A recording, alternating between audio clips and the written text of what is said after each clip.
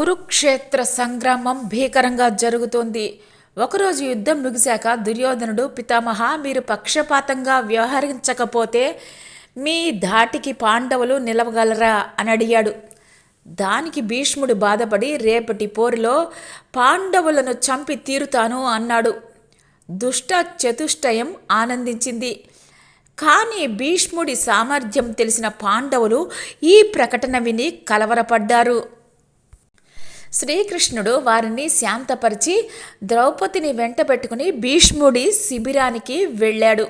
వెళ్ళగానే భీష్మునికి సాష్టాంగ నమస్కారం చేయమని ద్రౌపదికి ముందే సూచించాడు. ఆమె అలాగే చేసింది. భీష్ముడు అఖండ సౌభాగ్యవతి భవ అని ఆశీర్వదించి చిరునవ్వుతోటి, అమ్మ, కృష్ణుడు వచ్చాడు కదా అన్నాడు.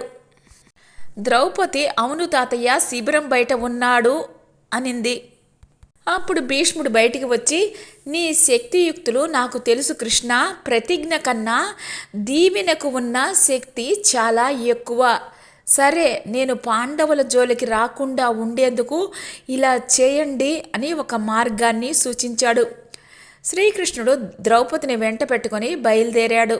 చూసావా, భీష్ముడికి నమస్కరించటం ద్వారా నీ భర్తలు జీవితాన్ని పొందారు.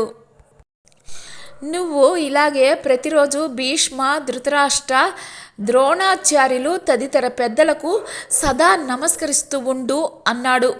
ద్రౌపది అలాగేనంటూ కృష్ణుడికి నమస్కరించింది. నమస్కారానికి, పెద్దల ఆశీర్వచనానికి అంతటి మహత్తు ఉంది. అహంకారం వల్లే ఎన్నో అనర్థాలు జరుగుతున్నాయి.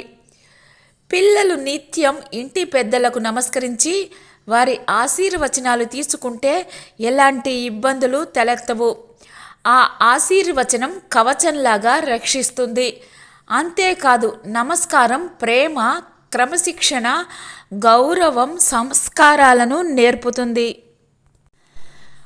కోపాన్ని తొలగిస్తుంది, కన్నీళ్లను కడిగేస్తుంది, బంధుమిత్రులను దగ్గర చేస్తుంది.